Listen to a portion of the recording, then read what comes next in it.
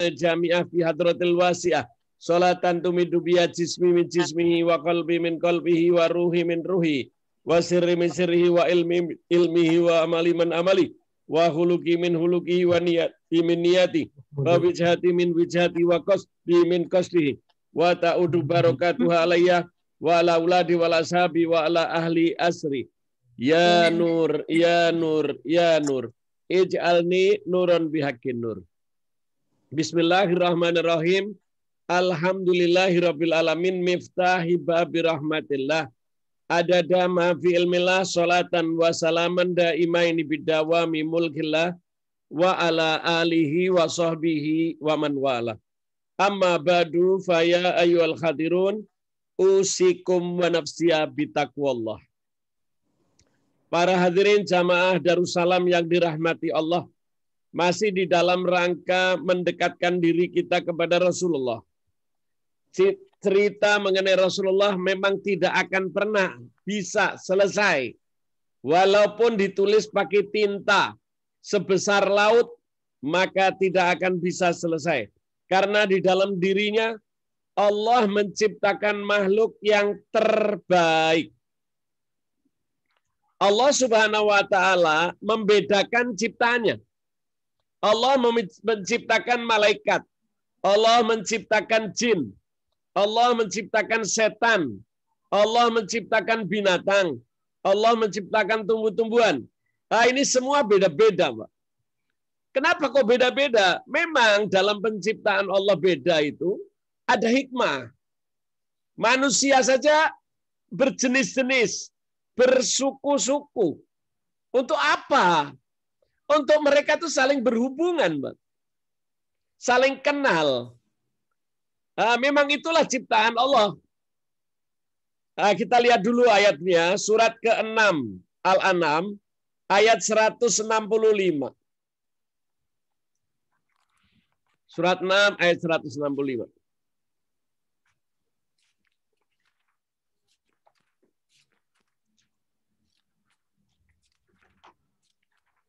Siapa yang mau baca?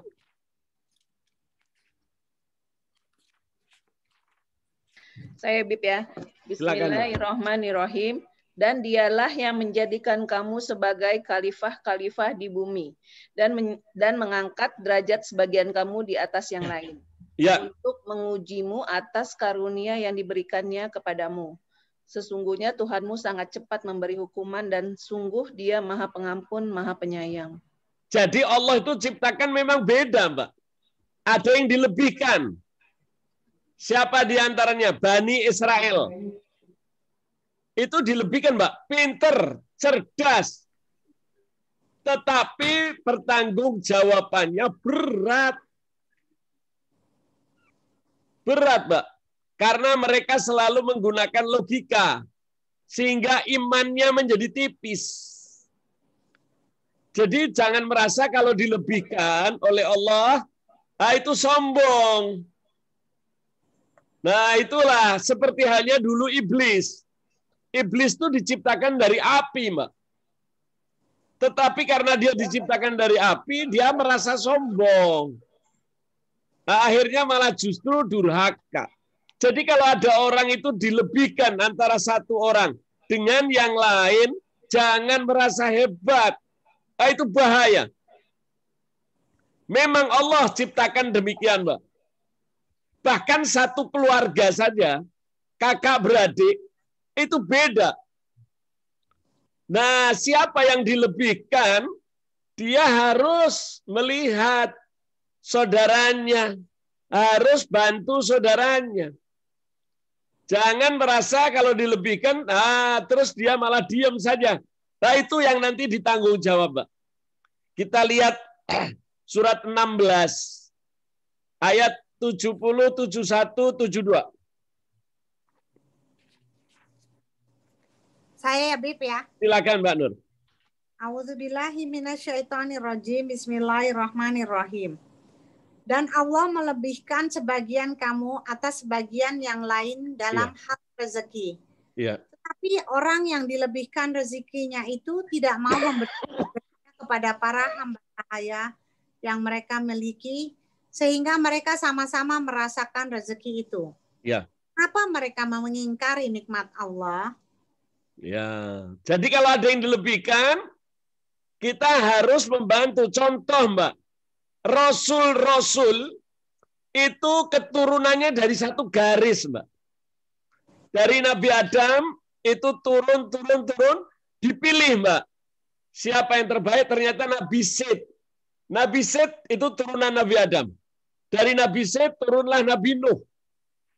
Ternyata setelah diturunkan Nabi Nuh, mereka berbuat aniaya. Akhirnya ditenggelamkan semua, Mbak. Akhirnya turun lagi dari Nabi Nuh ke Nabi Lut, tapi terus dipilih lagi, sampai lahirnya Rasulullah. Jadi itu terpilih. Karena Allah akan menguji. Setelah dipilih, mereka itu ditugaskan oleh Allah untuk menyampaikan apa? Kitab-kitab. Untuk menyampaikan ajaran-ajaran. Menyampaikan akhlak. Sebagai guru, sebagai orang yang ditujukan oleh Allah sebagai Rasul, pertanggung jawabnya itu berat. Rasulullah itu sering nangis, Mbak, itu. Setiap membaca Al-Quran dia nangis. Bahkan dia mengatakan rambutku menjadi putih ketika aku membaca surat ke-11. Surat apa itu? Yaitu surat ke-11 apa? Astagfirullah. Surat Hud. Surat Hud, ya. Surat Hud. Itu Rasulullah kalau baca surat Hud nangis. Karena di dalam surat Hud itu ada ancaman-ancaman Allah. Bagi orang yang diberi pengetahuan lebih. Bagi orang yang jadi pemimpin. Jadi terus. Di situ Rasulullah nangis. Bahkan nanti Rasulullah itu setiap yang lahir di zaman Rasulullah itu ditanggung jawab oleh Rasul. Kita lihat aja contoh misalnya. Kita kakak beradik, Mbak. Tidak mungkin wajahnya sama. Pasti ada yang dikasih wajahnya lebih cakep, ada yang rezekinya dikasih lebih, ada yang akhlaknya dikasih lebih. Nah, kalau memang Anda terpilih dari keluarga itu, berarti itu amanat. Di antara saudara itu ada yang sadar, ada yang tidak sadar. Nah, siapa yang diberi sadar, lah itu harus ngasih tahu saudaranya. Seperti tadi dikatakan bahwa di antara kalian saudara, rizkinya aku bedakan, Mbak. Ada tujuan Allah itu. Kalau rezekinya tidak dibedakan, kita tidak akan bisa hidup kakak beradik. Kenapa? Karena Allah kasih lebih dan kurang, supaya mereka saling membantu, Mbak. Saling sayang. Mbak Nur bukan yang paling besar. Tetapi Mbak Nur dikasih lebih. Mbak Nur bantu saudaranya. Supaya kakak beradik saling akur, saling baik. Tetapi di antara mereka, ada yang tidak bisa menerima. Di situ ancaman Allah. Jangan, kalau kita dikasih lebih, mungkin kepandaian, mungkin kecakapan, kecantikan, banyak kepintaran dalam hal ini, kita tidak boleh sombong, tetapi kita harus memperhatikan saling kakak beradik. Contoh, Mbak, kalau kita manusia itu rezekinya sama, maka justru akan musuhan satu dengan lain. Contoh misalnya, tukang kayu, kalau kekayaannya sama, begitu saya minta tolong, Pak, tukang kayu tolong kerja rumah saya ya, berapa gajinya? Gajinya 1 miliar. Silahkan Anda juga kerja tempat saya kasih 1 miliar. Lah saya juga kaya. Lah kalau kaya semua nggak bisa. Tidak akan ada kehidupan. Justru di dalam ada yang lebih, ada yang kekurangan, itulah ada kehidupan. Nah, itulah kita harus mengambil manfaat atau hikmah. Cuman kebanyakan orang itu, perbedaan itu menjadikan iri dan dengki. Itu azabnya besar, Mbak. Bahaya sekali. Hati-hati, kebanyakan orang kalau dikasih lebih, ini malah celaka. Ini dilarang, Mbak. Oleh karena itu hati-hati. Apa yang disampaikan oleh Allah, ini harus kita waspadai. Jangan sampai kita celaka. Contoh, Mbak, apakah sesama Islam itu bisa akur? Tidak. Seperti contoh Mbak Nur sekarang, Mbak. Kita melihat ya, orang Islam nggak usah orang Islam di luar negeri dulu dah. Di antara kita orang Islam. Harusnya kan bersatu, Mbak. Sebab kita ini contoh, saya sama Mbak Nis. Saya kan tidak sekandung. Saya tidak, dalam artian saya tidak ada peredaran darah. Bahkan saya tidak ada kerja sama Mbak Nis. Tetapi saya menjadi saudara. Siapa yang mempersaudarakan? Allah. Iya kan? Kita jadi saudara. Saya malah lebih sering ketemu Nasia, ketemu Mbak Nur, dibandingkan dengan kakak saya perempuan yang ada di Solo. Kita sama Darussalam lebih dekat. Tapi itu adalah persaudaraan yang diberikan oleh Allah. Nah, ini yang harus kita menjadikan semakin bersatu. Tetapi kebanyakan dipersaudarakan malah musuhan, Mbak. Nah, ini yang kita nggak boleh. Allah Subhanahu wa taala berfirman di dalam Al-Qur'an surat 33, Mbak. Ayat 58. Oh, tadi belum selesai. Maaf. Mbak Nur, surat 16, Mbak Nur. Surat 16 ayat 71. Ya. A'udzubillah, kan tadi ayat 71 ya, Bu. Sekarang 72 ya? 72 boleh. Bismillah. Ayat 70 udah ya, Mbak? Udah tadi. Oh, 70 belum, Bib. 70 belum. Oke, 70 kemudian diteruskan 71 baru 72. Ya. Dan Allah telah menciptakan kamu kemudian mewafatkanmu. Di antara kamu ada yang dikembalikan kepada usia yang tua, renta, dan pikun. Sehingga dia tidak mengetahui lagi sesuatu yang pernah diketahuinya. Sungguh Allah Maha mengetahui dan Maha Kuasa. Ya. Dan Allah melebihkan sebagian kamu atas sebagian yang lain dalam hal rezeki. Tetapi orang yang dilebihkan rezekinya itu tidak mau memberikan rezekinya kepada para hamba sahaya yang mereka miliki. Ya. Sehingga mereka sama-sama merasakan rezeki itu. Mengapa mereka mengingkari nikmat Allah? Ya, sekarang 72. Ya, dan Allah menjadikan bagimu pasangan suami atau istri dan jenis dari kamu sendiri dan menjadikan anak dan cucu bagimu dari pasanganmu serta memberimu rezeki dari yang baik. Mengapa mereka beriman kepada yang batil dan mengingkari nikmat Allah? Iya. Jadi inilah apa yang dilebihkan oleh Allah Subhanahu wa taala. Dilebihkan, iya, kita sesama muslim semakin harus baik. Suami, istri. Dulu kan Mbak Nur sama Mas Andi itu orang lain. Nggak ada urusan. Tetapi sama Allah disatukan. Ya kan? Kalau harusnya kan kasih sayang, Mbak. Seperti Mbak Nur sekarang. Tetapi ada loh suami istri malah jadi musuhan. Ini kan aneh. Aneh, suami istri malah musuh yang paling utama apa? Suaminya. Lah, aneh. Harusnya kan kita senang malahan satu, siapa yang bisa diberi oleh Allah yang namanya hikmah. Tetapi ada orang yang suami istri, malah kalau ketemu istrinya marah-marah, justru malas di rumah. Padahal inilah kenikmatan dari Allah. Cuman manusia tidak mau bisa memanfaatkan. Banyak hal yang dibedakan oleh Allah. Anehnya malah kita kadang-kadang setelah nikah jadi pindah agama. Lah kok malah ingkar. Dikasih pasangan kan harusnya semakin dekat sama Allah. Tetapi dikasih pasangan malah membuat dia pindah agama. Ini aneh-aneh yang diberikan Allah, tetapi mereka tidak bisa mensyukuri. Demikian juga surat ke-33 ayat 58, Mbak Nur. Ya. A'udzubillahi minasyaitonirrajim. Bismillahirrahmanirrahim. 58 ya, Bib? Ya.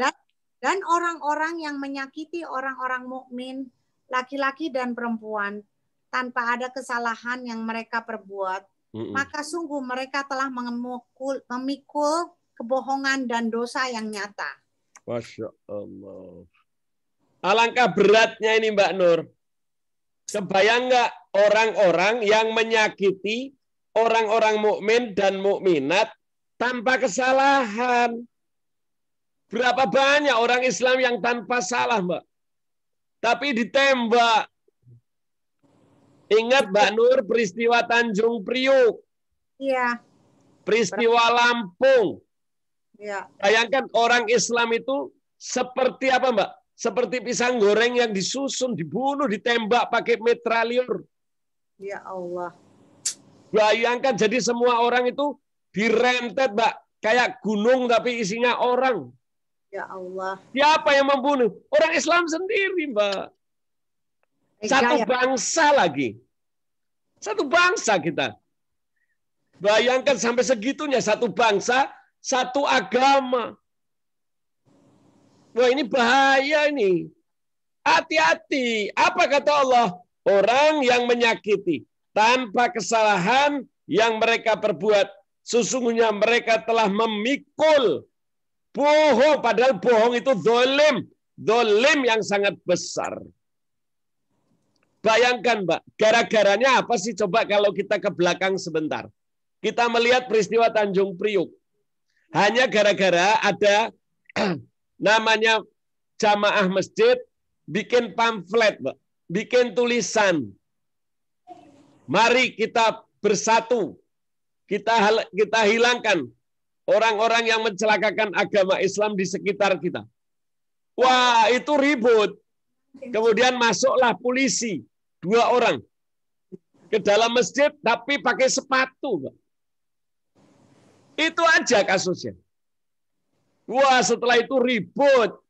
Setelah ribut datangi polsek, datengin Kodim. Ternyata datang, Mbak, bukan diterima, tapi direntet dengan tembakan. Bayangan bergelimpangan orang. Itu diperkirakan 4.000 orang loh, Mbak, mati. Dalam waktu singkat. Iya. Ya Allah. Tapi aneh, Mbak. Kalau Mbak Nur, oleh karena itu nanti kapan saya mau tanya sama Mas Andi. Kenapa kok bangsa kita itu lebih tega, Mbak, sama rakyatnya sendiri, menjual rakyatnya sendiri, menyengsarakan rakyatnya sendiri. Itu dari dulu, Mbak. Lah yang kemarin pemilu kan berapa ratus, Beb? Nah iya, bayangin. Ratusan orang. 600 atau 700 gitu, Beb. Iya, betul. Udah kayak nyamuk dibunuhnya. Nah, sadis betul kan, Mbak. Tega mereka. Tapi mereka kalau perang, Mbak, itu di Timur-Timur tuh paling banyak tentara mati, Mbak. Jadi ini kan aneh. Kita diciptakan satu negara, satu bangsa, kebetulan satu agama lagi. Subhanallah. Oleh karena itu hati-hati, dari dulu kan saya udah bilang, kita ini hidup 3 hal yang paling berat. Apa 3 hal? Yang pertama, kita jangan menyekutukan Allah. Yang kedua, jangan durhaka sama orang tua. Yang ketiga, jangan nyakitin, Mbak. Kalau kita nyakitin, itu dosa yang besar, Mbak. Apa saja? Mbak Nur lihat orang baik, tapi disakitin. Wah, itu zalim itu. Jangan sekali-kali. Jangan menyusahkan orang. Jangan. Jangan. Ini apalagi bersaudara. Alangkah celakanya mereka ini. Inilah kebohongan yang paling berat. Dan apa orang kebohongan paling berat ini? Dia memikul dosa yang nyata. Bayangkan kita melihat, Mbak, ada orang Islam malah dipersekusi. Lah kan kasihan. Bayangkan sampai di penjara bertahun-tahun.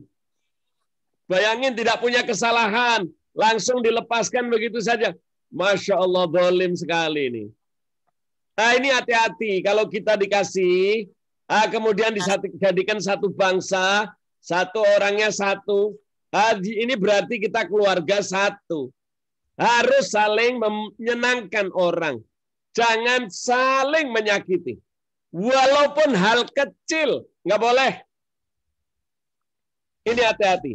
Kemudian Rasulullah SAW bersabda, perumpamaan antara kaum mukminin dalam hal saling cinta kasih.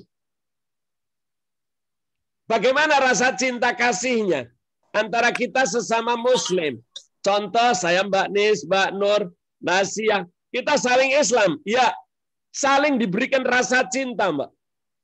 Kemudian diberikan rasa kasih sayang. Ya. Kemudian kita ada rasa empati. Kemudian apa? Seperti diumpamakan oleh Rasulullah, mereka itu seperti satu badan. Kalau yang disakit itu kaki, yang teriak mulut, yang merasa sakit seluruh tubuh. Kita harusnya begitu. Tetapi kita tidak. Nah, itulah kenapa kita disebut zalim. Manusia itu dilebihkan satu dengan yang lain, ada yang dikasih kekuasaan. Malah di kekuasaannya biar perintah untuk ditembak. Atau disakiti. Atau malah dipersekusi. Ya, kita melihat di CNN, Mbak Nur. Apa dikatakan CNN? Celaka di Indonesia ini. Ternyata TNI yang diberikan oleh negara buat jaga HRS kemarin pulang, Pak. Nah, di sepanjang jalan mereka berdiri menjaga. Nah, ketika menjaga, dia mengucapkan takbir, Pak. Setelah takbir, apa yang dilakukan? Dia memberi tangan kepada HRS. Mereka dipenjara, Pak. Kan menyakitkan itu. Apakah kita nggak boleh? Nah, ini sampai segitunya. Nah, ini hati-hati. Jika salah satu jasad sakit, maka seluruh jasad merasakan tidak enak, tidur, dan merasa dirinya panas dingin. Merasa nggak suka. Tetapi kita nggak ngerasain, Mbak. Kita lihat orang lain dikerjain. Kita harus marah. Nggak boleh kita diam. Itu perintah Rasul. Kalau kita diam bagaimana? Maka Allah akan timpakan musibah. Sebagaimana disebut di dalam hadis Rasulullah ketika menceritakan Nabi Musa. Ketika Nabi Musa bersama umatnya, Mbak, tinggal di satu daerah. Kemudian apa? Orang-orang yang minum-minuman, orang-orang yang maksiat, oleh ulama-ulama setempat didiemin. Maka Allah bakar. Seluruh desa itu dibakar oleh Allah. Disebabkan apa? Mereka ketika orang lain dipersekusi, dipersusah, mereka diam tidak bicara. Oleh karena itu kita nggak boleh diam, nggak boleh. Yang dilarang itu diam. Oleh karena itu Allah memberitahu melewat nabinya agar melaksanakan dia. Kalau kita ada kekuasaan, kita harus ngomong. Hei, kamu tidak boleh, awas. Kalau perlu dipecat. Kalau nggak bisa punya kekuasaan, ucapkan dengan baik. Dinasehati, diprotes. Yang ketiga, Anda berdoa. Anda pasrahkan kepada Allah. Ya Allah, ternyata pemimpin kami ini zalim. Saya minta ya Allah agar kau perbaiki hatinya. Minimal kita menyatakan diri nggak suka. Siapa yang celaka? Kalau kita diam aja. Jangan Anda anggap Anda diam itu, oh itu bahaya. Akan menimbulkan sesuatu yang mencelakakan. Jangan menyakiti orang lain yang beriman, terutama orang-orang beriman. Yang tidak dilakukannya hanya untuk apa? Kita menyenangkan orang kafir. Banyak orang Islam itu nyakiti saudaranya sendiri. Untuk apa? Untuk supaya pimpinannya yang kafir itu senang. Oh jangan, ini bahaya. Ya, akan azab, Allah akan turun segera. Karena apa? Mereka umat Islam itu dipilih oleh Allah sebagai umat yang terbaik.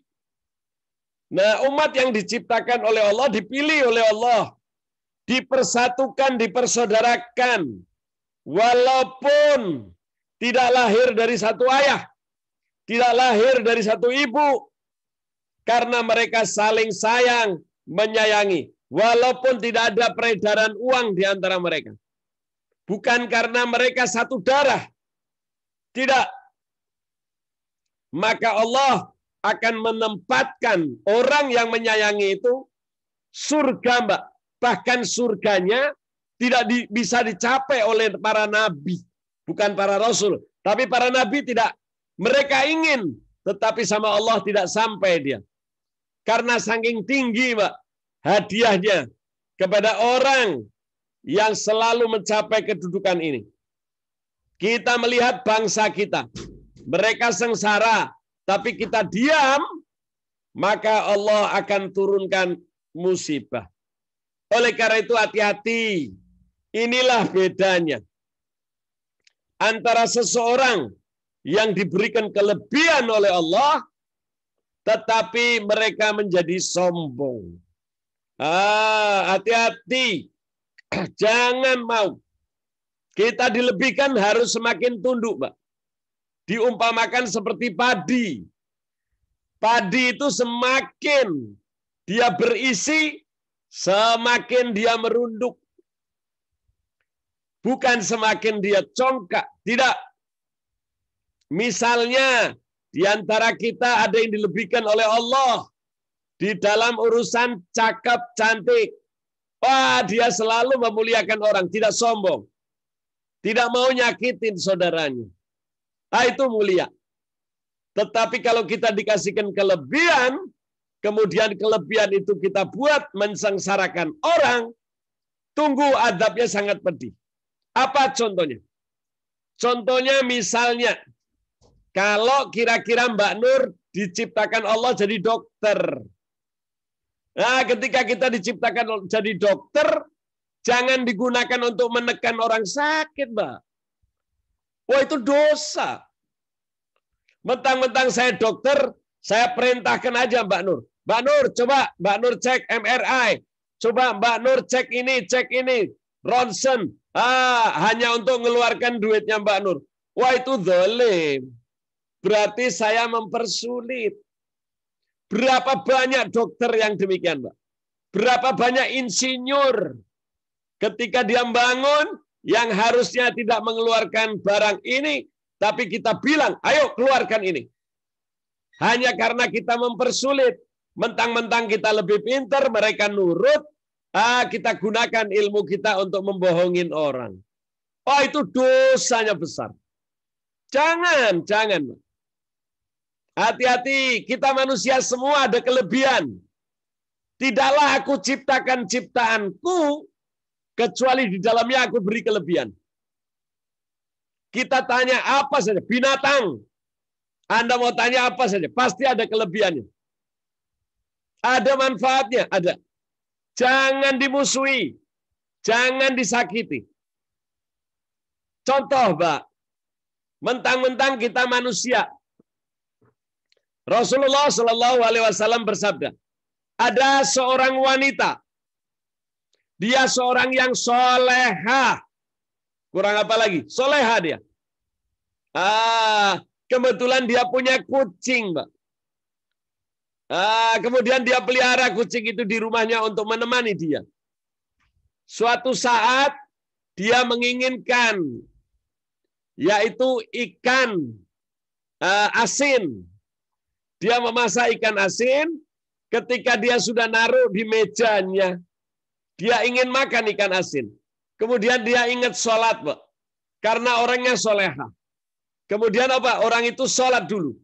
Ketika sedang sholat, kucingnya mengeong. Merasakan ikan asin karena nggak dikasih.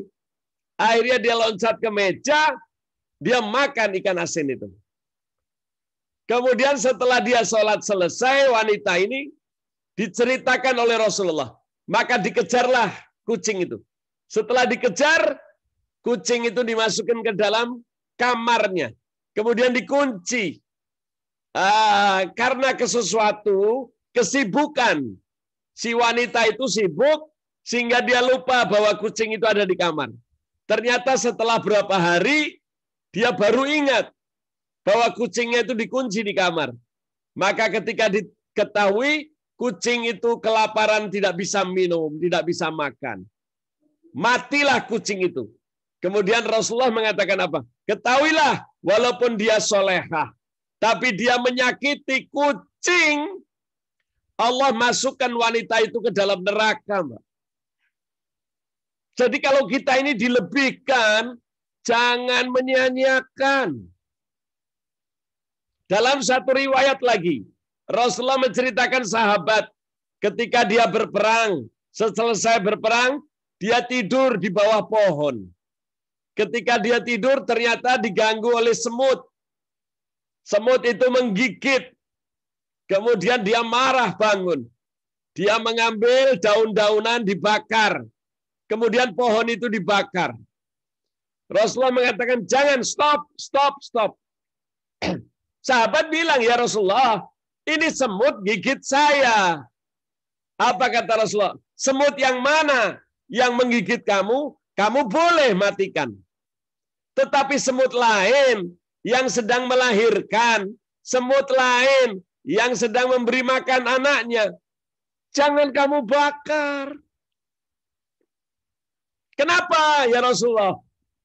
Nanti Allah itu adil. Dia akan membalas semua yang menyakiti apapun. Kalau kamu menyakitin semut, maka kelak kata Rasulullah, semut itu akan dijadikan beribu-ribu kali besarnya. Dibesarkan oleh Allah semut itu. Setelah semut itu besar, maka semut itu juga akan membalas setimpal dengan apa yang kita perbuat di dunia. Maksudnya itu manusia jangan mentang-mentang. Hai orang Islam, kalau kita dikasih kelebihan, jangan mentang-mentang kita ada kekuasaan, maka kita sewenang-wenang. Itu maksudnya. Bayangkan semut yang dibakar tadi, yang mereka sedang menyusui anaknya, yang mereka sedang lihat anaknya mungkin sakit. Nah, kemudian dia nggak tahu, padahal yang gigit orang lain, semut lain, dia dibakar. Ini dilarang sampai sebegitunya. Ya, bayangkan ini kucing, bukan manusia, bukan. Disakiti oleh seorang wanita soleha, menjadikan wanita soleha itu masuk ke dalam neraka. Ayolah, mari kita sadari. Inilah akhlak Rasulullah. Inilah aturan yang dibawa oleh Allah melalui nabinya. Contoh sekarang, kita merasa jadi juragan. Oke. Kemudian kita punya pembantu. Ya, kita buat sekuat tenaga kita. Kita suruh pembantu kita. Sehingga pembantu itu berbuat sesuatu yang dia tidak mampu. Kemudian pembantu itu menjadi sakit atau jatuh. Maka kita juga akan dibalas sesuai dengan apa yang kita lakukan. Allah itu Maha Adil. Sebagaimana dikatakan, sebagaimana di dalam Al-Quran. Barang siapa, waman ya'mal mithqala dzarratin khairan yarah. Waman ya'mal mithqala dzarratin sarran yarah. Siapa yang berbuat kebaikan sekecil apa saja terhadap saudaranya, maka Allah akan berikan pahalanya. Tapi siapa yang menyakiti saudaranya sekecil apapun, Allah akan perhitungkan dengan teliti. Bahkan Rasulullah kemudian mengatakan, Ada namanya kambing yang punya tanduk. Kemudian berjalan dengan rombongan kambing yang tidak punya tanduk. Kemudian dia jalannya dengan apa? Menanduk-nanduk temannya tuh supaya dikasih jalan. Maka nanti di akhirat kambing yang bertanduk itu akan diminta tanggung jawabnya. Oleh siapa? Oleh kambing yang tadi diseruduk waktu dia berjalan. Sampai sebegitunya. Hati-hati. Oleh karena itu saya wanti-wanti. Di dalam pengajian-pengajian saya. Jangan pernah nyakitin orang. Kalau kita nggak bisa nyenengin orang, minimal jangan mempersulit orang. Jangan menyakiti orang. Tetapi sekarang kita sering mendengar. Kalau bisa dipersulit, ngapain dipermudah? Lah ini salah. Nah ini celakalah bangsa kita. Kalau kita lihat di kantor-kantor itu kita ngurus surat, ngurus KTP, sering kita dipersulit. Naudzubillah. Hati-hati, azabnya sangat pedih. Urus tapi sebalik. Kenapa Mbak Nur? Urus halal sertifikat, Beb, susah Allahu Akbar. Boro-boro sertifikat. Kartu tanda kita hadir di daerah itu aja sulit, Mbak. Kita pindah rumah dipersulit. Minta surat apa nggak boleh. Minta surat nikah aja dipersulit. Bayangin. Minta kalau ada Mbak. Teman saya Mbak, dia orang miskin. Saat itu ibunya mati. Mau ngubur harus ada surat keterangan RT, RW, lurah, camat, Mbak. Subhanallah. Dia dimintain uang, Mbak. Berapa? 500.000 rupiah. Ngawur, Bang. Masyaallah. Nah, ini nanti akan diadab. Allah akan perhitungkan dengan teliti. Bayangkan. Semut akan dijadikan oleh Allah besar. Sehingga akan nginjak-nginjak kita. Karena kita dulu menginjak-injak semut. Tapi kalau semut itu ganggu. Kecoa ganggu kita di kamar mandi. Silakan dibunuh. Boleh. Tapi yang tidak punya salah, kata Rasulullah. Jangan kau sewenang-wenang. Kebanyakan manusia itu sewenang-wenang. Sehingga mereka mendolimi makhluk yang lain. Tapi sebaliknya, ada seekor anjing, najis loh Mbak. Dia berjalan di padang pasir dalam keadaan kehausan. Ada seorang wanita, ada yang bilang seorang pria yang menyembah api. Dia orang Yahudi, menyembah api. Bayangin, memusuhi Allah. Ya. Kemudian dia turun melihat sumur, dia minum. Kemudian dia ingat di atas ada anjing. Maka dia ambil air itu dengan sepatunya. Kemudian dia naik, dari air itu dia minumkan anjing itu. Ini yang menceritakan Rasulullah. Apa kata Rasulullah? Kemudian Allah mengampuni seluruh dosanya. Kemudian diberikan hidayah oleh Allah. Sehingga dia masuk Islam. Kemudian Allah masukkan dia ke dalam surga.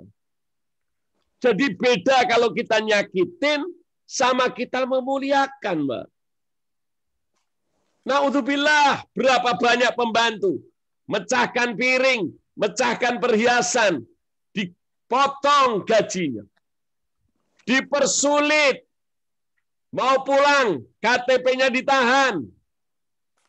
Berapa banyak orang yang merasa berkuasa, mengatur karyawannya, mempersulit karyawannya.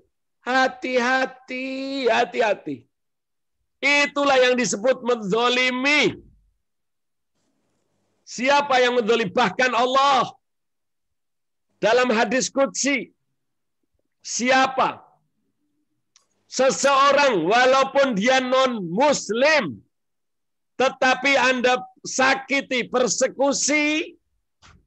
Kalau dia berdoa, aku Allah. Walaupun dia memusuhi aku, tetapi dia berdoa, aku terima doanya. Sampai sebegitu. Ayolah, kita ini belajar.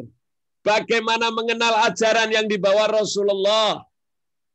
Alangkah mulianya Nabi kita ini memberi contoh. Bayangkan sekecil itu saja. Kemudian Rasulullah Shallallahu Alaihi Wasallam memberitahu dalam hadis lagi riwayat, ketika beliau selesai perang, maka pasukan itu kembali ke Madinah. Ternyata ada seorang prajurit sahabat Rasulullah setelah selesai mau dibagiin harta rampasan. Kemudian apa yang terjadi? Orang itu tidak ada. Ditanya kemana dia? Maka sahabat menceritakan, ya Rasulullah, sahabat kita tadi waktu di medan perang, selesai perang dia tidur, Pak. Dia lupa bahwa dia tidur di bawah pohon. Ternyata setelah kembali ke Madinah, dia melihat semut yang ada di pohon itu masih ada di dalam badannya. Maka dia tidak mengecewakan. Maka dia kembali ke medan perang lagi, ya Rasulullah. Ngapain? Dia akan meletakkan semut yang ada di badannya itu untuk diletakkan kepada pohon lagi. Kemudian Rasulullah SAW mengatakan, karena perbuatan sayangnya Allah masukkan dia ke dalam surga. Bayangkan, Pak, semut yang ada di pohon nempel di badan. Ternyata setelah sampai rumah dia sadar, oh ini semut tadi dari sana. Berarti saya memisahkan semut itu dari keluarganya. Itulah yang diceritakan oleh Rasulullah. Kemudian dalam suatu riwayat, Rasulullah Shallallahu Alaihi Wasallam berdakwah, memberi ceramah dari desa ke desa, dari rumah ke rumah. Ketika sedang Rasulullah berjalan, ada burung gagak besar, ya, datang kepada Rasulullah. Ya Rasulullah, bersahadat ya, asyhadu alla ilaha illallah wa asyhadu anna Muhammadar Rasulullah. Kemudian apa kata Rasulullah? Hai burung gagak, ada kesulitan apa Anda sampai Anda datang kepada saya? Kemudian burung, karena apa? Rasulullah itu memiliki namanya mukjizat yang diberikan Allah kepada nabi-nabi lain. Rasulullah diberikan semua nabi, mukjizatnya diberikan pada Rasulullah. Sehingga Rasulullah itu seperti Nabi Sulaiman, dapat berbicara dengan binatang. Kemudian apa yang terjadi? Burung gagak itu mengeluh. Ya Rasulullah, aku punya anak 2. Di mana anakmu? Anakku aku lahirkan di atas pohon. Sangat tinggi, sangat tinggi. Kemudian Rasulullah bilang, berarti kamu sudah berusaha. Betul. Aku bilang sangat tinggi supaya tidak diganggu oleh sahabatmu. Ternyata sahabatmu ini mengganggu anakku. Dia mendengar suara anakku ketika aku sedang mencari makan. Maka sahabatmu naik ke atas pohon. Kemudian mengambil kedua anakku. Kemudian ditaruh di dalam surbannya. Kemudian Rasulullah bilang, sahabatku yang mana? Yang ikut dalam rombonganmu. Maka Rasulullah memberitahu kepada para sahabatnya, hai sahabatku, siapa yang mengambil anak burung? Maka sahabat itu mengaku, saya ya Rasulullah. Kenapa kau sakiti dia? Sedangkan dia sedang menunggu makanan dari ibunya. Kemudian sahabat itu bilang, ya Rasulullah, aku mengambil 2 burung itu agar menjadi mainan anakku di rumah. Apa kata Rasulullah? Kembalikan anak burung itu. Sebab, kata Rasulullah, barang siapa yang memisahkan antara anak dan induknya, maka nanti di akhirat dia tidak bisa ketemu dengan orang tuanya. Subhanallah. Bayangkan, karena sahabat itu mengambil si anak dipisahkan dengan induknya, maka Rasulullah mengancam, kalau kamu teruskan, maka kamu tidak akan pernah bisa di akhirat ketemu ayah dan ibumu. Maka sahabat itu sadar, ya Rasulullah, saya ingin mengembalikan. Kemarikan anak burung itu. Maka anak burung itu dibuka daripada baju gamisnya. Setelah dibuka, elang yang tadi bersandar pada kepala Rasulullah elang itu turun. Kemudian menciumi anak burung tadi. Setelah diciumin, Rasulullah mengatakan, "Hei para sahabatku, ayo kumpul, lihatlah burung gagak ini. Bagaimana cintanya kepada anaknya." Maka sahabat mengatakan, "Masya Allah, maha besar Allah. Seorang induk menyayangi anaknya ya Rasulullah." Kemudian Rasulullah mengatakan, "Apa? Sesungguhnya Allah menyintai kita lebih daripada anak burung ini mencintai anaknya." Jadi oleh karena itu jangan pernah memisahkan, terutama kepada Darussalam. Kalau ada anak yatim, nggak usah diambil. Jangan dipisahkan anak yatim itu dengan keluarganya. Tetapi cukup disantuni saja. Banyak di antara kita yang mengambil anak yatim, diurus di dalam rumah kita. Tetapi kita pisahkan anak yatim itu dari keluarganya. Maka orang itu mendapatkan azab yang berat. Nggak boleh. Rasulullah minta supaya kita memperhatikan anak yatim. Tapi jangan memisahkan anak yatim itu dari keluarganya. Kecuali keluarganya sudah tidak ada dan dia seorang diri yang tidak punya asal usul, maka itu boleh. Jadi jangan sembarangan kita memisahkan orang, kita memisahkan hewan. Jangan sembarangan. Allah akan minta tanggung jawab terhadap apa yang kita perbuat. Hati-hati. Mungkin kita tidak merasa menyakitin orang. Pasti, Mbak. Kita tidak akan merasakan bahwa, oh saya nyakitin Mbak Nur. Tapi Mbak Nur terasa sakit. Contoh apa itu yang sering? Ketika saya menasehati Mbak Nur, tetapi caranya kasar, diri saya merasa saya menyayangi Mbak Nur. Tetapi tanpa kita memiliki hikmah, Mbak Nur itu merasa tersinggung, maka saya bukan dapat pahala menasehati, tapi malah dapat murka Allah. Kalau nasihati, Rasulullah mengajarkan, kalau kalian menasihati, maka ajaklah teman yang kau nasihati itu, jangan di hadapan umum. Kalau nasihatin orang, jangan di depan umum. Sehingga teman yang kamu nasihati itu malu. Maka kamu tidak mendapatkan kebaikan, tapi justru kejelekan. Inilah selama ini yang sering kita lupa. Kita sering kadang-kadang ngasih tahu orang di depan umum, sehingga menjadikan orang itu malu. Kita bukan mendapatkan pahala, tetapi justru mendapatkan dosa yang berat. Hati-hati. Ini akhlak yang disampaikan oleh Rasulullah Sallallahu Alaihi Wasallam. Agar kita hati-hati di dalam dunia ini.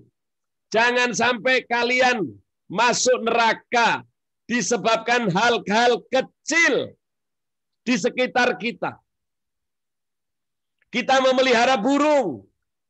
Jangan sembarang memelihara. Boleh. Islam itu berbuat apa saja boleh.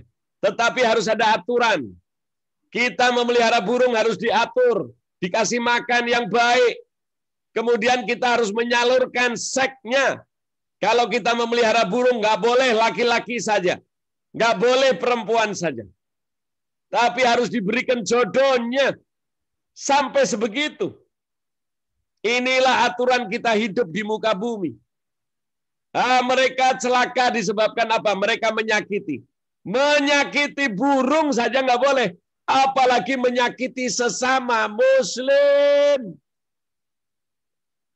Na'udzubillah, tsumma na'udzubillah. Hati-hati. Bayangkan, dia misahkan burung kepada induknya. Maka dilarang oleh Rasulullah. Oleh karena itu dahulu, Mbak, saya pernah ingat ketika di sekolahan ada orang menjual anak ayam yang masih kecil. yang baru belum lama bertelur. Dijual, Mbak. Sebab apa? Buat mainan anak kecil-kecil, senang itu. Kemudian orang itu yang jual dilarang, Mbak. Kemudian didatangi oleh seorang mubaleh. Nggak boleh jualan lagi. Kenapa? Karena anak kecil itu masih butuh induknya. Jangan dipermainkan. Jadi hati-hati, kita boleh berdagang. Tapi jangan sampai dagang kita menyakiti hewan. Dagang kita membuat si ayam kecil tadi masih mencicit. Masih bunyinya cit, cit, cit, cit. Karena dia masih butuh ibunya. Masih butuh induknya. Tetapi manusia sudah menjualnya. Maka nanti dia di akhirat tidak akan pernah bisa ketemu dengan orang tuanya. Itulah akhlak-akhlak yang mulia yang kita diberikan contoh oleh Rasulullah agar kita menyayangi, menyenangkan, dan berlaku adab yang baik agar kita tidak termasuk yang kelak akan dibalas yang disebut dalam hari pembalasan. Hari pembalasan Allah pasti. Dan pembalasan itu terhadap apa yang pernah kita perbuat di dunia. Walaupun hanya sekecil atom, sekecil apapun akan dibalas. Sehingga Allah itulah disebut adil. Oleh karena itu Allah memberi perintah. Bahkan perintah Allah itu selalu disebut setiap Jumat. Di dalam kita sholat Jumat, ayat itu termasuk selalu dibawa oleh khotib. Tidak boleh ketinggalan. Apa itu? Sebagaimana disebut dalam surat 16 ayat 90.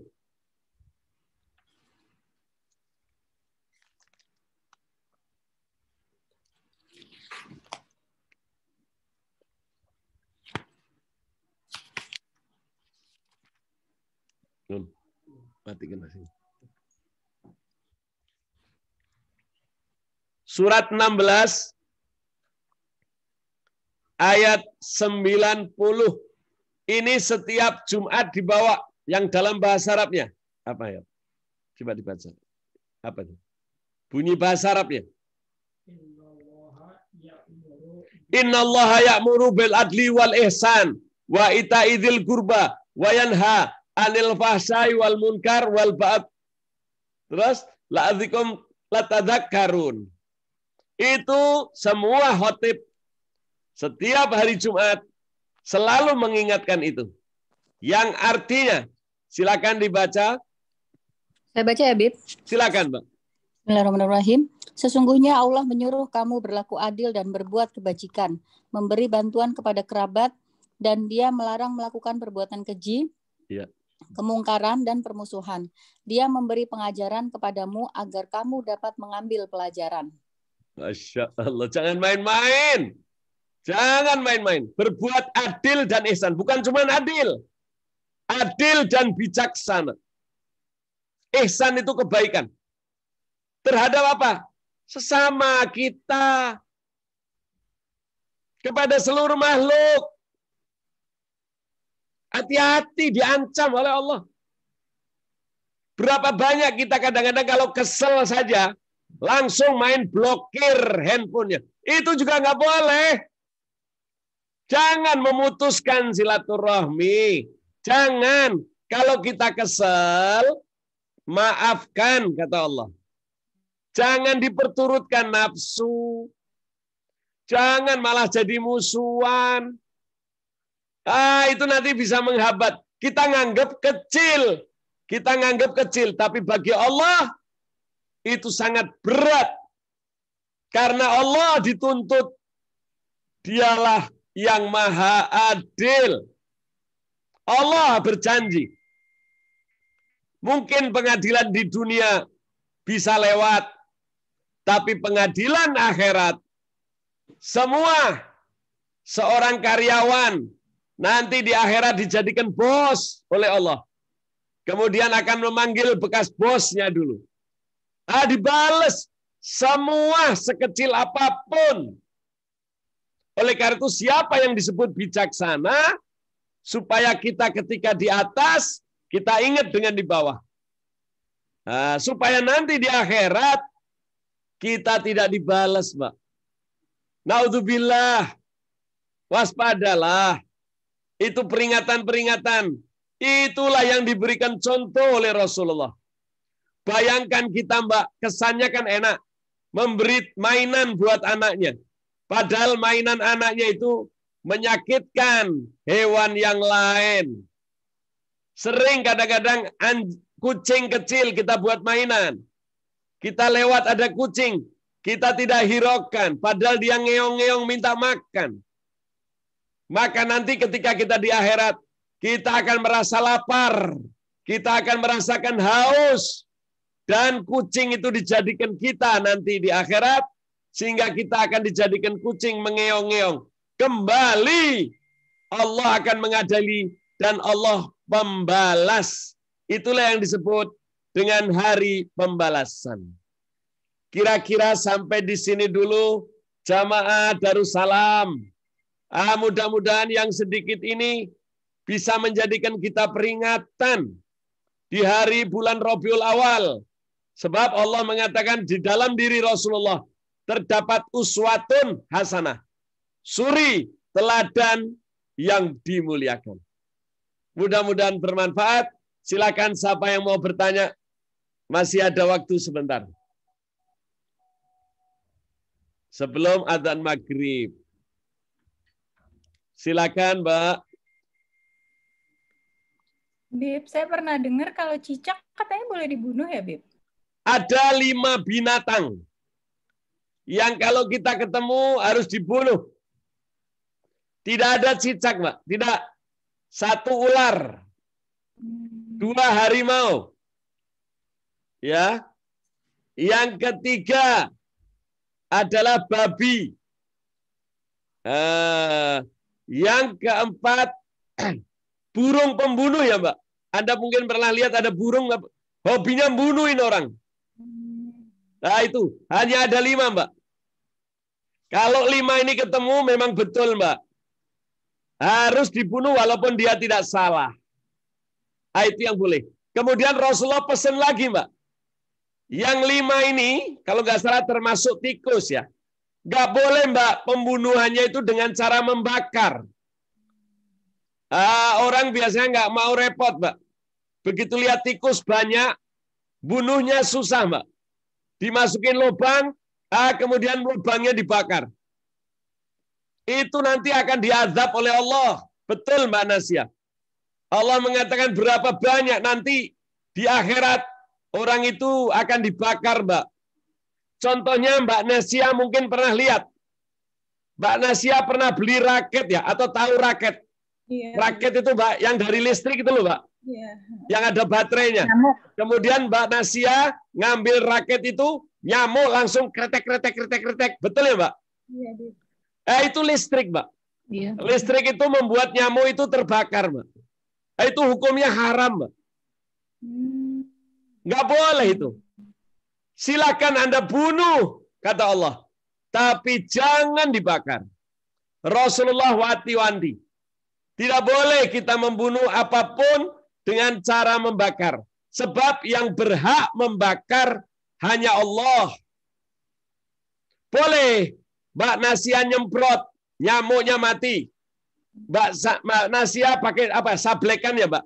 Jadi seperti kayak raket tapi dari plastik. Tinggal nyamuk, lalat, kita tepuk, kita tablek. Plek. Boleh. Tapi jangan sekali-kali engkau membakar. Saya dulu terus terang juga nggak tahu, Mbak. Gara-garanya saya pergi sama guru saya, Habib Anis.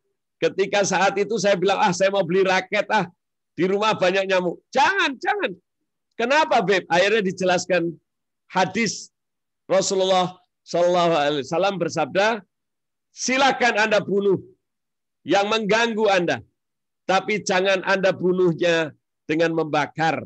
Kemudian Rasulullah bersabda, yang berhak membakar hanya Allah. Kira-kira demikian, Mbak. Makasih ya, Bib. Iya, pernah terjadi itu. Waktu apa ya? Flu burung. Flu burung itu, ayam-ayam itu dikumpulin, Mbak. Karena nanti nyembelihnya malah jadi penyakit. Akhirnya ayam itu dimasukin lubang, kemudian ayam itu dibakar. Oh, itu nggak boleh. Pernah terjadi zaman flu burung itu. Ada lagi bagus pertanyaannya, Nasia. Makasih, Bib. Ya. Ada lagi.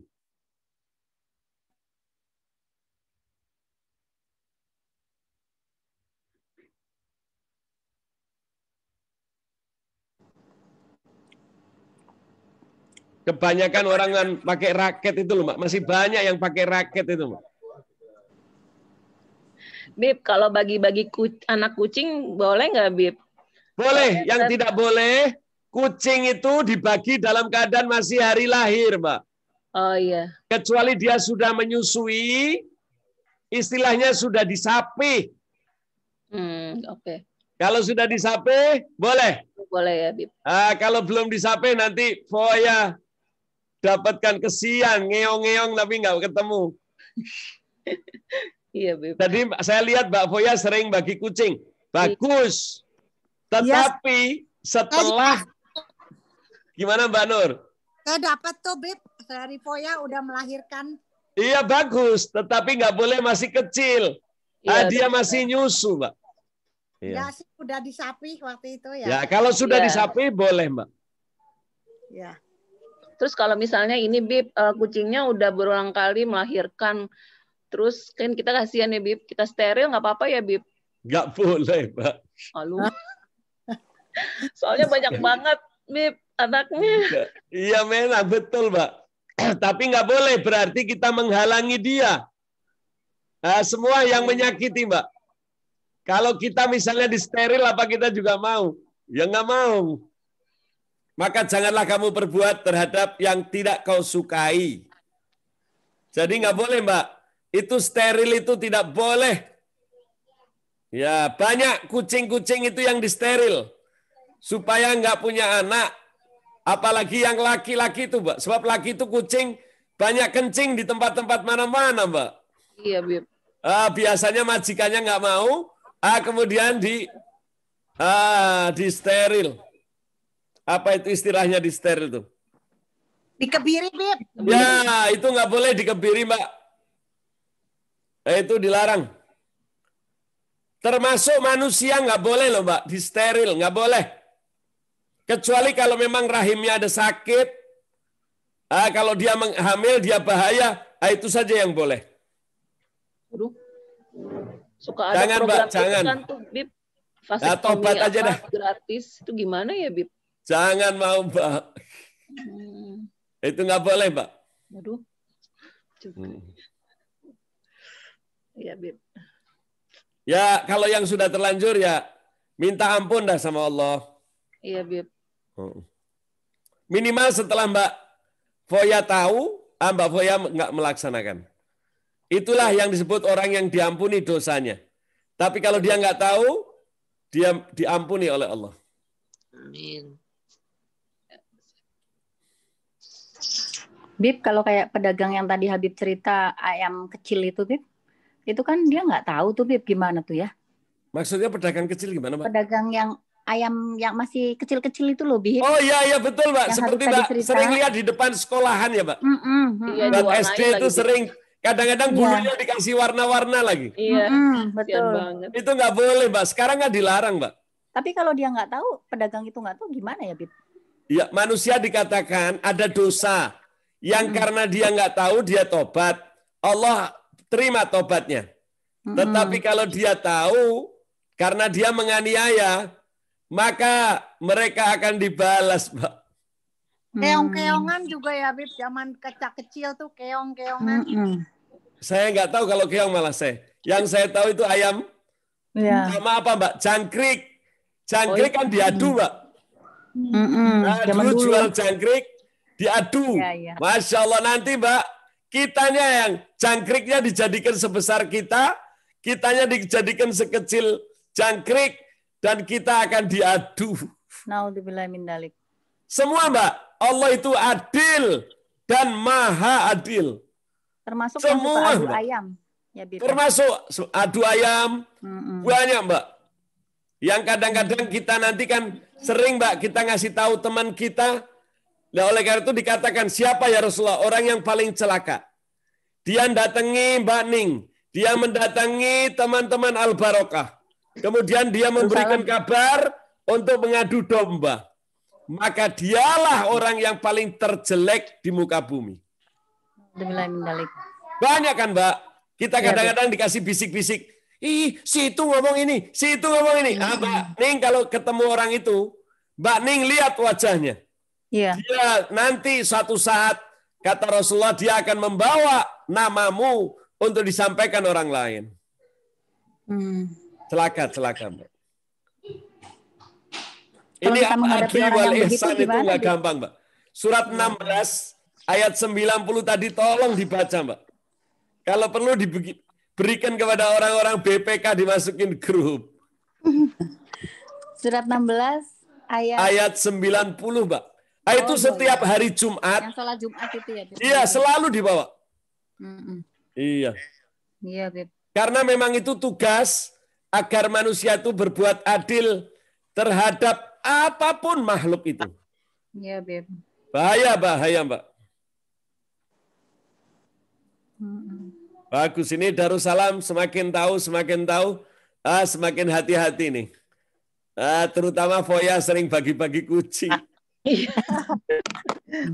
Kan gue kesian kalau Foya nanti kecil-kecil nggak bisa ketemu. Aduh, kesian. Iya, Bib. Tapi nggak apa-apa, Mbak. Kalau kita nggak tahu, itu nggak kena hukum.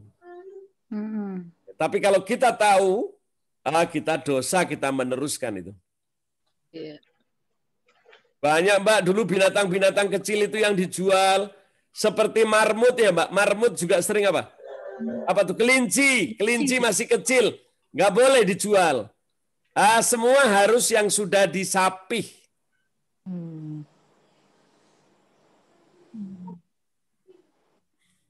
Ada lagi.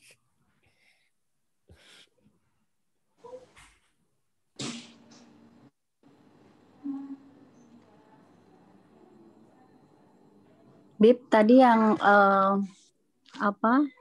mengenai silaturahmi itu loh, Bib. Ya.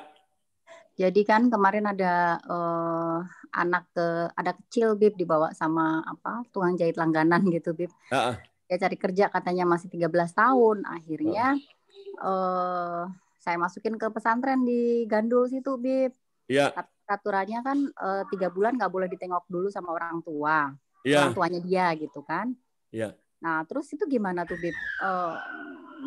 Ya. Silaturahminya gimana ya, Bib? Iya, memang betul ada pesantren. Tapi saya tidak mau ngeterapkan itu, Mbak. Hampir di setiap pesantren begitu, Mbak. Iya, Sebab kalau bulan-bulan pertama, namanya orang nyantri itu kangen sama orang tua, Mbak. Pasti itu. Pasti itu. Nah, banyak pesantren yang menerapkan hal itu. Tapi saya tidak. Saya selalu ngasih tahu, jangan mempersulit. Kalau dia kangen sama ayahnya, ibunya. Oleh karena itu semua pesantren, Mbak, itu pakai pagar ditutup, Mbak. Tapi kalau saya nggak mau. Saya takut, Mbak. Namanya orang kadang-kadang apalagi anak kecil, begitu dia kangen sama orang tuanya, tapi saya halangi. Nanti saya takut, Mbak. Di pesantren saya bebas. Jadi nggak usah lari, nggak usah loncat, nggak usah. Begitu kita nggak mau di pesantren saya, kita izinkan kapan saja pulang. Saya nggak pernah memberi aturan nggak boleh pulang, nggak pernah. Itu saya takut, Mbak. Itu memang betul, Mbak Ning. Itu sering terjadi hampir di setiap pesantren. Iya, Beb. Alasannya kan takutnya nggak betah gitu kan? Kalau takutnya nggak betah, terus kayak di penjara sementara dah. Iya. Itu kalau saya nggak berani, Mbak. Dari mulai saya pertama kali bikin pesantren, tidak ada santri itu kalau minta izin, Mbak. Nggak pernah saya tahan. Nggak berani saya. Gimana, Bib? Dosa nggak tuh, Bib? Kayak dosa gitu? Besar, Mbak. Terutama kebayang atau nggak, Mbak Ning, Mbak Nur, kira-kira Sulaiman kepingin ketemu ibunya, kemudian saya halangi. Kira-kira gimana? Iya, dosa ya, Beb. Dosa besar, Mbak. Nah, terus kok pesantrennya kok gemblung gimana dong? Iya, Mbak. Pesantren itu kalau Mbak Ning atau Mbak Nur itu datang ke pesantren, Mbak, banyak hal-hal, Mbak, yang celaka. Contohnya apa? Kadang-kadang, maaf, si kepala pesantren itu membiarkan yang dewasa mukulin adik-adiknya. Oh, ngebully ya, Beb? Wah, ngebully itu paling terbanyak. Berarti harus dibenahin emang ya, Beb? Waduh, Mbak, terutama Gontor misalnya. Tempat-tempat kayak gitu banyak, Mbak. Krisis akhlak ya, Beb ya. Waduh, kadang-kadang di tempat-tempat yang agama justru mereka tidak menerapkan ini, Mbak. Iya. Wah, itu terjadi di mana-mana, Mbak. Pernah sekali saya begitu mendengar ada satu santri mengancam yang kecil, Mbak. Hari itu juga, malam itu juga saya keluarin, saya kasih uang, pulang kamu keluar dari pesantren, walaupun malam saya suruh tidur di hotel. Nggak boleh ada di pesantren. Itu pernah terjadi sekali. Oh, ketahuan ya, Beb ya? Saya langsung tahu karena dia ngancam. Dia ngancam, pas lu, nanti kalau nggak mau, gua pukul lo. Ngancam. Saya panggil, saya tanya, apa betul kamu ngomong ini? Ada bukti? Ada. Hari itu juga dia minta izin besok. Saya nggak kasih, Mbak. Saya nggak mau dia tidur, kemudian yang diancam tadi masih ada di situ. Dia nggak mungkin bisa tidur, Mbak. Iya. Maka malam itu juga saya kasih uang untuk tidur di hotel. Wah, berat jadi pemilik pesantren, Mbak. Nggak gampang. Pahalanya besar. Iya. Tetapi kalau dia tidak mengeterapkan, maka dia lebih jahat daripada perampok. Ngeri ya, Bib? Kalau nggak bisa bikin pesantren, lebih baik jangan. Oleh karena itu Rasulullah kan bilang, itu ngurus anak yatim itu hebat pahalanya. Tetapi kalau kalian salah, azabnya sangat pedih. Oleh karena itu memang harus dibenahi semua ini, Mbak. Iya, makanya nih, Bib, ini kan yang korupsi-korupsi orang Islam. Gimana ya? Nah, iya, Mbak. Nyakitin orang Islam sendiri. Bagaimana ini kok benar-benar emang harus dibenahin ya, Beb ya? Waduh, berat, Mbak Nur. Contoh Mbak Nur mau bikin UKM. Iya. Kan harus pakai izin, semua harus pakai surat. Iya. Ya Allah, bikin suratnya aja sulitnya setengah mati, Mbak. Udah sulit, dimahal-mahalin, udah tahu UKM nggak punya duit, kasihan ya kan, Beb? Oleh karena itu saya salut. Kalau Mas Sandi itu mengupayakan semua dimasukkan ke dalam dia yang akan nguruskan. Ya, bahkan mereka tidak usah keluar uang. Itu sangat saya hargai. Insya Allah, Beb, mulain terus ya, Beb. Wah, itu pembenahan betul, Mbak. Ya, perjuangan dia buat bank infak, dia bikin. Ya, bayangin, Mbak, sekarang mau minta surat domisili. Jadi saya bikin perusahaan, alamatnya di Jalan Kair misalnya. Itu surat domisili itu nggak boleh 100-200 ribu, Mbak. Iya, konyol ya, Beb. Berat. Hati-hatilah, hati-hati. Kalau kita yang penting satu pedoman, Mbak. Ya. Taat sama Allah, jangan kita syirik. Yang kedua, jangan durhaka sama orang tua. Yang ketiga, jangan menyakiti apapun. Nanti ada balasan ya, Beb ya. Kalau seluruh. Bayangkan setiap hari Jumat dibaca itu al-adli wal ihsan wa itaidil qurba wa yanha 'anil fahsya'i wal munkar wal baghi la'idzukum ladzakkarun udzurullahi yadzirkum wa ladzikrullahi akbar. Itu kalau sholat Jumat pasti, Mbak. Tetapi jarang yang membahas. Bayangin, Mbak, kita ngadu jangkrik waktu kecil. Nanti kita dibales diadu oleh jangkrik. Contoh lagi, Mbak Nur, dulu kita main-main, Mbak. Kalau kita lihat apa itu ya? Yang ada di kebun-kebun itu apa? Capung. Ingat capung ya, Mbak? Iya. Capung itu ekornya kita ikat dengan benang, Mbak. Capungnya kita biarin berlari. Tapi dia tidak bisa jauh-jauh. Kita tarik lagi. Allahu Akbar. Kalau ingat itu, saya pernah itu, Mbak. Ngeri itu. Iya. Sedih betul, Mbak. Allahu Akbar. Saya takut, Beb, sama capung. sama capung ya? Iya. Jadi nggak berani pegang binatang apapun. Iya, dulu paling sering mainan capung. Oh. Allah, kalau ingat itu sedih ya. Iya. Sedih, Mbak. Tapi insya Allah dengan kita sekarang minta ampun sama Allah, nanti capung itu akan tetap diadili loh, Mbak. Allah tetap ngambil capung dulu, yang saya ikut itu tetap dipanggil oleh Allah. Kemudian oleh Allah dikasihkan, hai capung, mau aku tidak? Aku jadikan capung yang mulia. Mau ya Allah? Maka maafkan dulu kamu pernah diikat sama Habib Hussein. Itu dikatakan di dalam riwayat. Allahumma innali dzunuban fima baini wa bainak wa dzunuban fima baini wa baina khalqik. Wa makana baini wa bainak faghfiruh wa makana baini wa baina khalqik fatahamwal wani. Ya Allah, dosa antara aku dengan engkau, aku minta maaf, maka engkau akan memaafkan. Tetapi dosa antara aku dengan makhluk apapun, maka tolong berilah jalan agar aku dimaafkan. Jadi nanti orang yang kita sakiti, yang kita tidak tahu, tetap diadili. Tetapi diadili, caranya Allah minta, hai capung, dulu kamu pernah diikat, ya saya minta balas ya Allah. Betul, tapi kalau kamu maafkan, maka aku berikan capung yang lebih mulia. Maka capung itu akan mengatakan ya, sehingga orang itu karena kesalahannya dia tobat, dia tidak diadab. Tapi pengadilan, Mbak, tetap sekecil apapun. Serem ya, Beb. Serem sekali nih. Oleh karena itu dosa yang zalim adalah menyakiti makhluk lain, Mbak. Ya Allah. Karena boleh nyakitin makhluk lain, tapi tujuannya dia ganggu. Misalnya ada nyamuk, cuman bunuhnya boleh dengan semprot, boleh dengan kelambu atau apa boleh. Tapi yang tidak boleh hanya satu, dibakar. Jadi kalau ada di rumah raket kayak gitu, Mbak, listrik, cepat dibuang. Iya, saya dulu gitu, Beb, dibuang, Beb. Beb. Habib. Ya, silakan.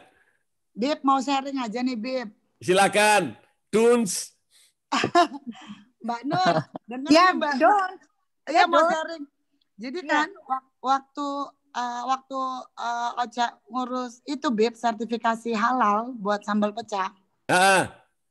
Nah, itu kan dia di mana di websitenya itu kalau nggak salah normal harganya itu kira-kira 3,5 juta gitu deh, Beb, kalau nggak salah. Allahu Akbar. Minta sertifikat halal. Iya, Beb. Nah, dengerin dulu. Nih, Beb. Dan Allahu ternyata, tahu nggak, Beb? Mereka malah minta itu 17 juta apa 20 juta gitu. Subhanallah. Nah, terus kan itu bayangin dong, Beb, itu jual sambal ya, Beb. Gimana kalau jual yang kerupuk-kerupuk kayak begitu-gitu loh. Nah, ya kesian.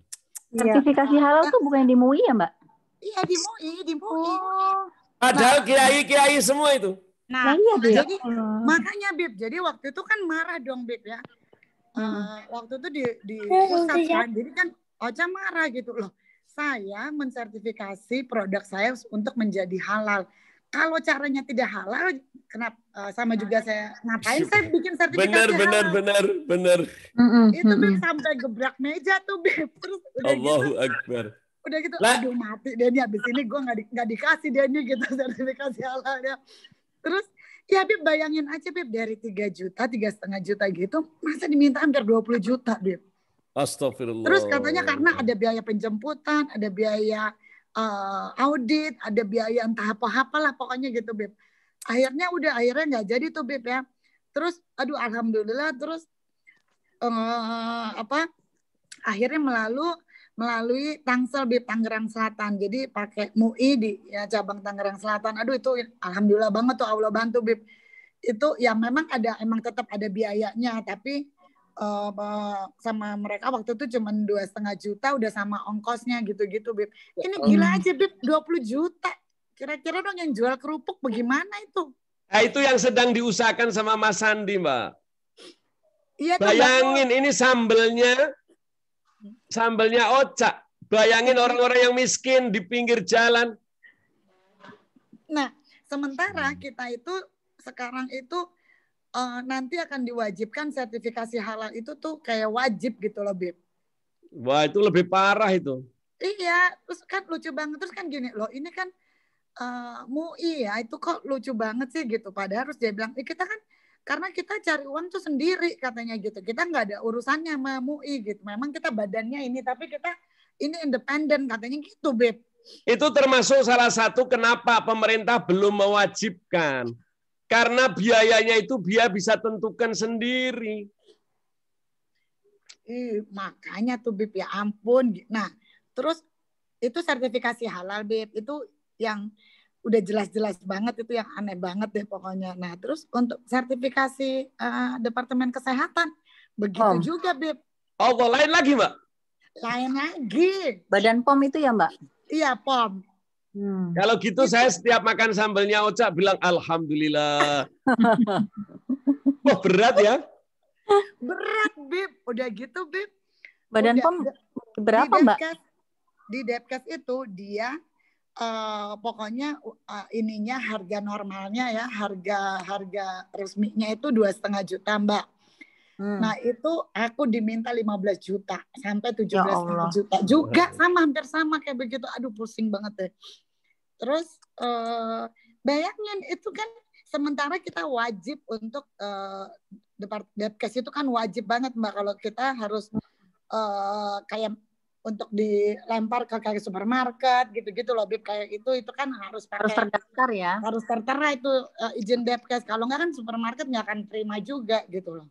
Allahu Akbar. Itu udah, Bib, ya. Nah, ada lagi nih, Bib, bikin sertifikasi nutrition fact-nya. Allahu Akbar. Nutrition fact-nya itu, Bib, satu varian itu 3 juta, Bib, dan Ocha itu ada 9 varian kan tadinya. Ya, jadi 27 juta, Bib. Subhanallah, subhanallah. Kalau gitu saya harus bersyukur. Bayangin begitu beratnya orang yang mau kawin sama Ocha. Mau sambelnya aja susah. Aduh, itu pun, Bib, dilempar-lempar, Bib. Ya ampun, ini ke sini, itu ke situ. Aduh, itu setengah mati, Bib. Dan itu untuk laboratorium nutrition fact itu mesti sacrifice itu kira-kira 100 botol sambal. Jadi kalau harga sambal 60.000, kalau 100, Bib, 6 juta. Allahu Akbar. Orang mau usaha susah banget ya, Bib. Gua nggak mau sambelnya, mau Ocaknya aja. Just, Bib. Yaman, Bib. Iya. Itu jadi stres banget, Bib.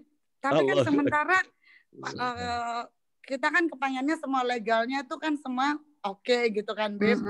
Jadi supaya tuh Ocha tuh nanti nggak ada aneh-aneh lah. Jadi semua legalnya kalau bisa semua diurusin sebelum kita rilis waktu itu ke market gitu kan, Bib, gitu sebelum betul. Nah, ya itu, Bib. Jadi kayak gitu-gitu. Jadi ditekan terus, ya ampun. Aneh banget, Bib. Kebayang, Bib, itu mah yang jual keripik singkong. Aduh. Ampun ya. Iya. Itu setengah mati, belum, Bib, ya dilempar sana, dilempar sini. Itu ternyata macam-macam ya. Ada BP POM, ada kesehatan, ada SNI juga. Iya, nanti itu beda lagi, Bib. Allahu Akbar. Karena kan kalau Ocha masih home industry, ya kan. Jadi masih pokoknya kalau cuman kayak Depkes aja, PIRT namanya kalau home industry itu nggak apa-apa. Sama MUI, sama terus hak paten, Bib. Ya, hak paten di Tangerang ya, Mbak? Hak paten di Tangerang itu? Enggak, jadi gini, hak patennya di Menhunkam, Bib, di Kuningan. Untuk paten brand name-nya, sambal pecahnya. Tapi izin Depkes sama MUI-nya di Tangsel. Kenapa di Tangsel? Akhirnya karena itu lebih murah gitu. Dan kebetulan alhamdulillah ketemu sama kepala Depkesnya itu, Bib. Kalau enggak, ya ampun. Terus, Bib, di sini, Bib, ya, belum ngurus ujian domisili. Iya, itu domisili mahal itu. Bib, dari mulai RT, RW, iya, lurah, RT, RW, lurah, camat. Sampai lurahnya. Aduh, ya Allah, bisa stres banget, Bib, jualan sambal, Bib, ya ampun. Iya, betul. Betul, dulu waktu saya berkantor ngurus domisili susah, Pak. Iya. Nah, Beb, itu Beb harga segitu, PIRT itu sama MUI itu cuman batas waktunya cuman 5 tahun, Beb. Habis itu bayar lagi. Allahu Akbar. Oh, terus suruh perpanjang gitu ya, Mbak? Iya, nanti kayak perpanjang mobil terus gitu ya, Mbak. Iya. Perpanjang lagi. Saya kira jalannya cuma satu untuk menyelesaikan itu, Mbak. Apa tuh, Beb? Apa, Beb? Pilih Mas Sandi jadi presiden aja udah. Amin. Amin. Amin. Didukung, Beb. Iyalah. Kalau halo, apa kabar? Sulaiman. Perbaiki ya, Beb. Mau ketemu Habib nih. Mana? Assalamualaikum. Dari tadi mau say hi sama Habib boleh? Bismillahirrahmanirrahim. Alhamdulillahirabbil alamin. Allahumma shalli wa sallim ala sayyidina Muhammadin miftahi babi rahmatillah. Adada ma fil milah salatan wa salaman daimaini bidamul killah wa ala alihi wa sahbihi ya Rabb. Ya Allah, kami duduk di tempat ini dalam pengajian Darussalam. Mudah-mudahan kau turunkan rahmat-Mu, kemuliaan-Mu, agar kami terbuka ilmu kepada kami, agar kami selalu selamat di dunia, di kubur, dan di akhirat. Ya Allah, rahmatilah kami, muliakanlah kami, terutama kepada anak kami Sulaiman. Jadikan mereka anak yang saleh, yang membawa berkah, yang membawa rahmat, sehingga mereka bisa berjasa untuk dunia, bangsa, dan agama. Ya Allah, berkatilah kami semua. Di antara kami, jagalah kami semua dari gangguan manusia, dari gangguan jin dan setan yang terkutuk. Ya Allah, berkatilah kami semua, terutama dari segala penyakit badan, hati, maupun penyakit corona, sehingga kami selamat di dunia, di kubur, dan di akhirat, dan kelak matikan kami dalam husnul khatimah. Ala hadaniyan ya sallallahu ala man wahibna ali wa ila hadratin nabi Muhammadin sallallahu alaihi wasallam. Al-Fatihah. A'udzubillahi minasyaitonir rajim. Bismillahirrahmanirrahim. Alhamdulillahirabbil alamin arrahmanir rahim maliki yaumiddin. Iyyaka na'budu wa iyyaka nasta'in ihdinas siratal mustaqim.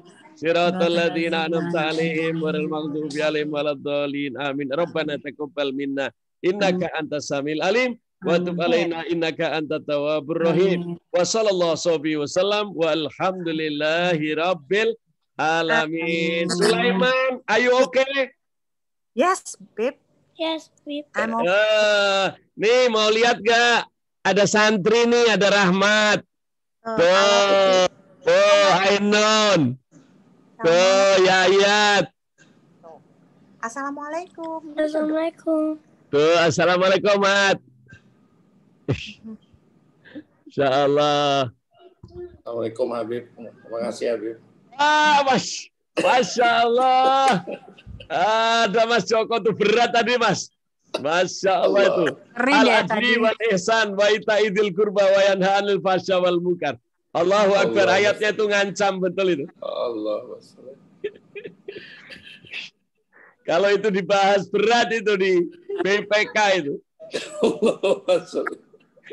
Sebab mereka itu perlu BTP, Pak.